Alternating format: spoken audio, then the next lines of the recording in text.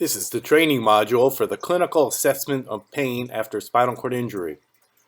Spinal cord injury pain evolution, SCIPE study.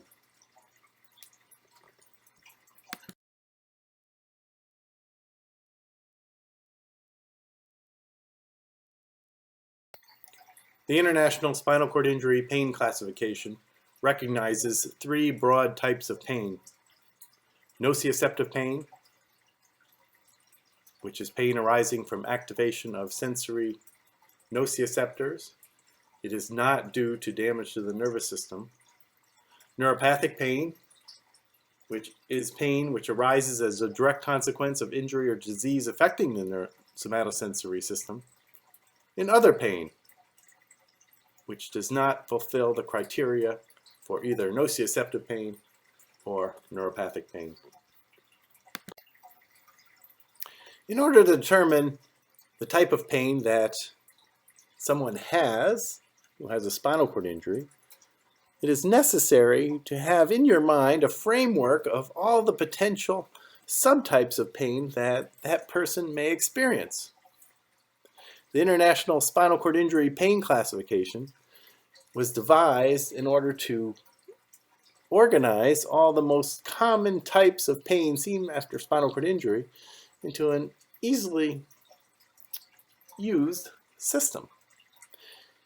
It includes three tiers. Tier 1 includes the broad types, nociceptive, neuropathic, and other pain. Tier 2 includes three nociceptive pains, musculoskeletal pain, visceral pain, and other nociceptive pain, and three neuropathic pains, at-level spinal cord injury pain, below-level spinal cord injury pain, and other neuropathic pain. Lastly, Tier 3 is defined by the pain generators responsible for each of those subtypes. For example, if someone has glenohumeral arthritis leading to shoulder pain under musculoskeletal pain, this would be the pain generator in what would be described in that Tier 3. Let's now look at some subtypes. First, we will look at-level spinal cord injury pain and below-level spinal cord injury pain, both neuropathic pains. The key point to take away from this slide is that the prevalence of at-level spinal cord injury pain remains constant from the time of injury out past 1 year, whereas the prevalence of below-level spinal cord injury pain increases throughout that first year after spinal cord injury. Let us compare and contrast at-level spinal cord injury pain and below-level spinal cord injury pain. At-level spinal cord injury pain arises from damage to the spinal cord or the nerve roots. This is in contrast to below-level spinal cord injury pain, which is only due to damage to the spinal cord itself. Next, at-level spinal cord injury pain, and this is probably the characteristic which most easily distinguishes the two types. It is perceived only in a segmental pattern within the dermatome of neurological level of injury and or within 3 dermatomes below this level, but not in any dermatomes more than 3 dermatomes below the neurological level. This is in contrast to below-level spinal cord injury pain, which by definition has to occur in a dermatome or area more than 3 dermatomes below the neurological level of injury, although it can, but it does not have to, be perceived within the dermatome representing the neurological level of injury and or 3 dermatomes just below the neurological level of injury if it is all one pain.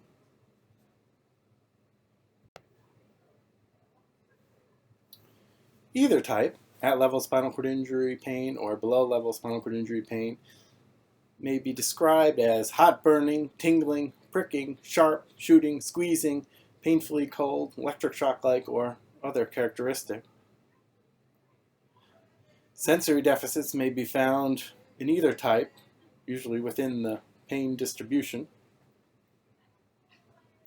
Allodynia or hyperalgesia is often not uncommonly seen within the pain distribution, where there is some preserved sensation.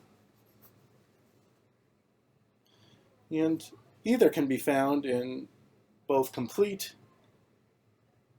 and incomplete injuries. This slide illustrates an algorithm that is useful for assessing for neuropathic pain related to spinal cord injury. Under each of the subtypes, testing is suggested, which may help confirm your diagnosis.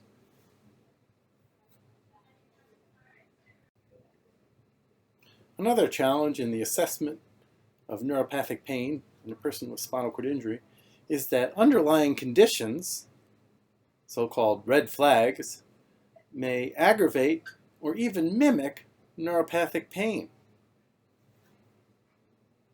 Here are a few examples. Psychosocial factors and conditions such as depression, anxiety, alcohol, and drug dependence may all contribute to pain-related distress and disability. These are so-called yellow flags. Pain intensity, pain interference may all be altered by these psychosocial factors and conditions. Here's an algorithm that can be used in the clinic to assess new or worsening neuropathic pain seen after spinal cord injury. It can be used by asking the individual if their pain is worse. If yes, the first thing you want to do is you want to assess, is there any other concurrent neurological changes? If yes, you are obligated to work up and address the neurological changes and to consider worsening neurological compression, tethering, etc. If there are no other neurological changes, then you need to ask the question, is there a new or changed red flag condition? If so, you need to address this red flag condition. If not, you need to ask yourself, is there a new or changed yellow flag condition? If yes, the yellow flag condition should be assessed and addressed. If not, it's likely the natural pain evolution is the likely cause of the exacerbation. In that case, the pain should be treated symptomatically if appropriate. That's not to say that the pain can't be treated concurrent to working up the other issues as well. We'll now talk about other neuropathic pain. Other neuropathic pains are neuropathic pains that are present above, at, or even below the neurological level of injury but are not directly related to the spinal cord injury. These can be varied and may include, like, for example, diabetic polyneuropathy pain, but can also be somewhat related to the spinal cord injury, such as a compressive mononeuropathy related to wheelchair propulsion. Musculoskeletal pain is a nociceptive pain. Musculoskeletal pain occurs generally where there is at least some preserved sensation, although that preserved sensation may not be directly over where the pain is experienced. Musculoskeletal pain arises from nociceptors within these musculoskeletal structures. It can occur at any location where there are musculoskeletal structures, including areas below the neurological level of injury, and in people with complete injuries. The prevalence of musculoskeletal pain after spinal cord injury remains fairly constant, being approximately 50% at all time periods, although there does seem to be a slight dip in prevalence between 2 and 6 months.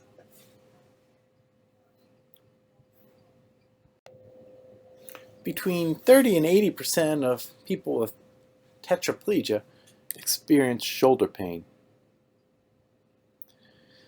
This has varied causes and often relates to the weakness of the upper extremities.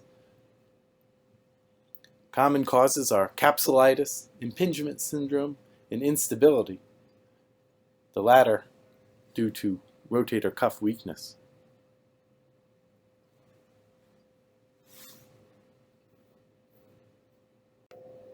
Musculoskeletal pain in persons with paraplegia is similarly common.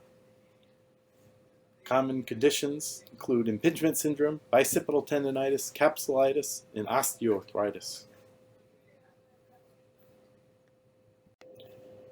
Visceral pain is also characterized and defined as a nociceptive pain. Visceral pain is pain believed to be primarily generated from within visceral structures. The most common causes are constipation and fecal impaction, although other visceral structures are pain generators as well. Typically, completeness of injury and sensory preservation is related to the vagueness of the visceral complaint. Visceral pain is usually located in the chest, abdomen, or pelvis. It is often described as crampy, dull, or tender.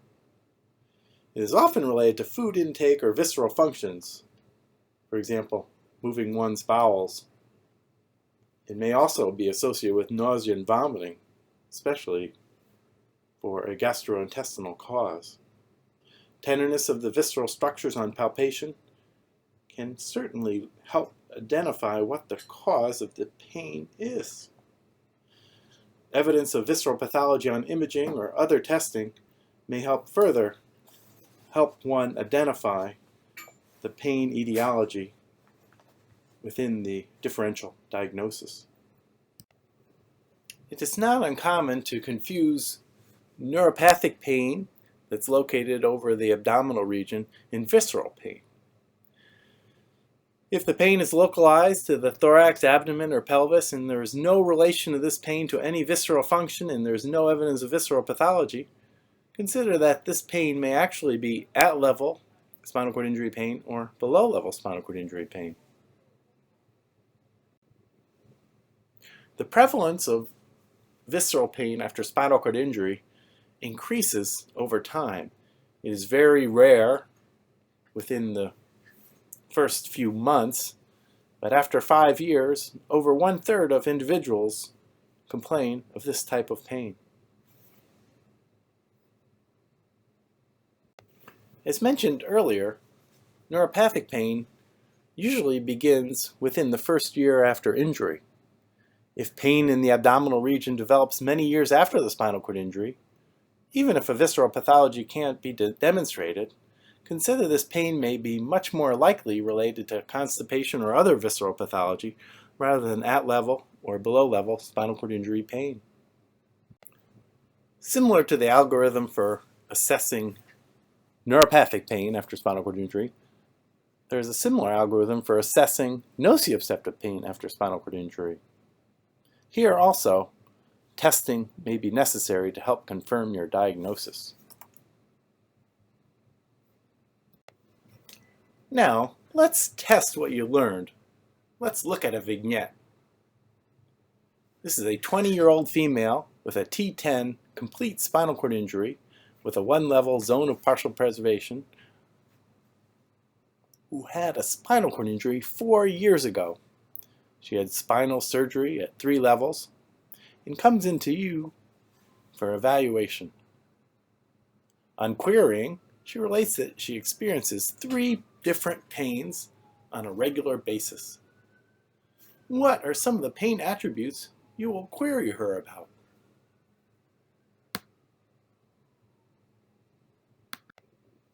There are 6 pain attributes that you should certainly assess for. When did the pain occur? This may indicate a connection between the pain and the spinal cord injury. The mechanism of injury may help identify the pain generator. Next, the pain location.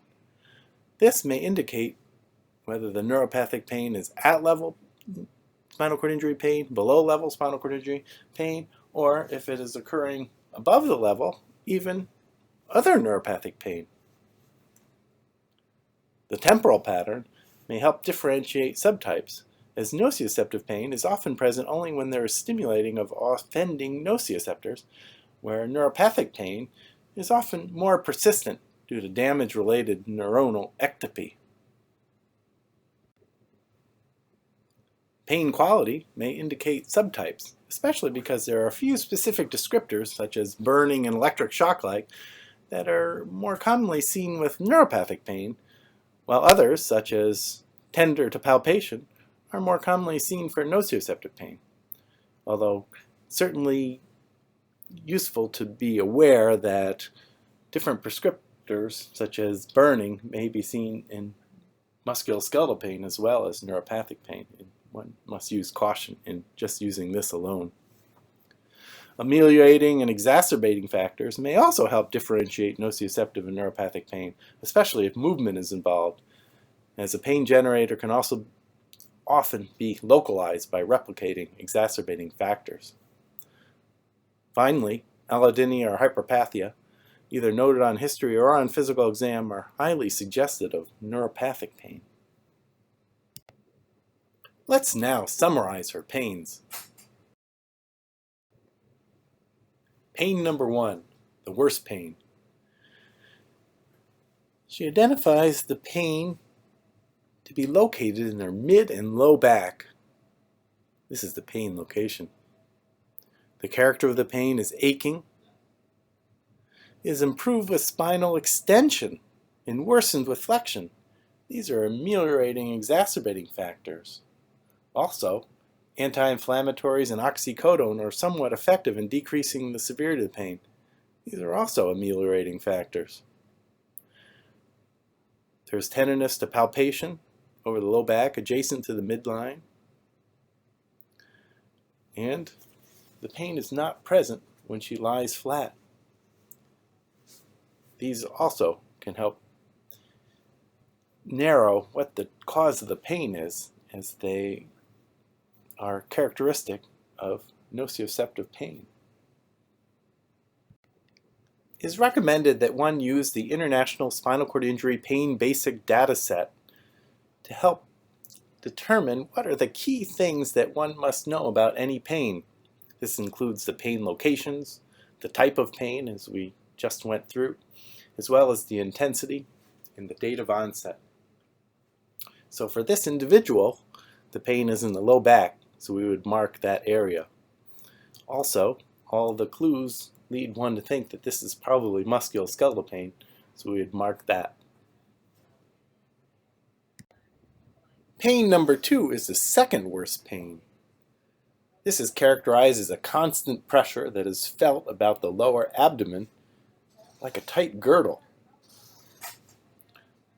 This indicates both the pain location and the pain quality.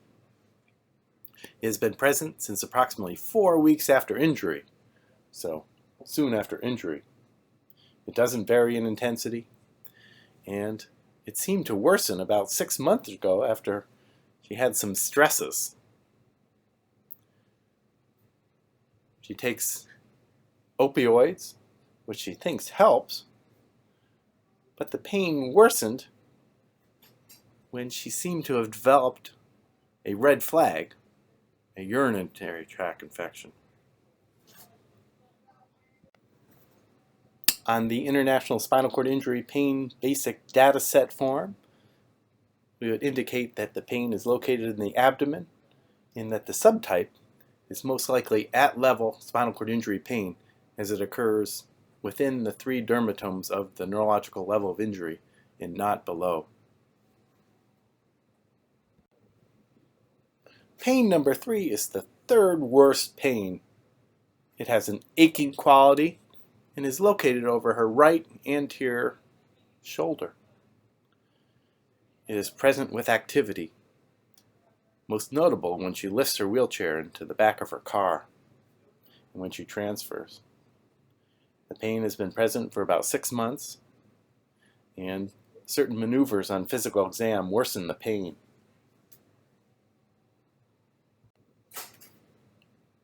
For this third pain, we would mark the location on the International Spinal Cord Injury Pain Basic Data Set form in the right upper arm and we would characterize it as nociceptive and musculoskeletal. This concludes the training module for the clinical assessment of pain after spinal cord injury for the spinal cord injury pain evolution, or SCIPE, study.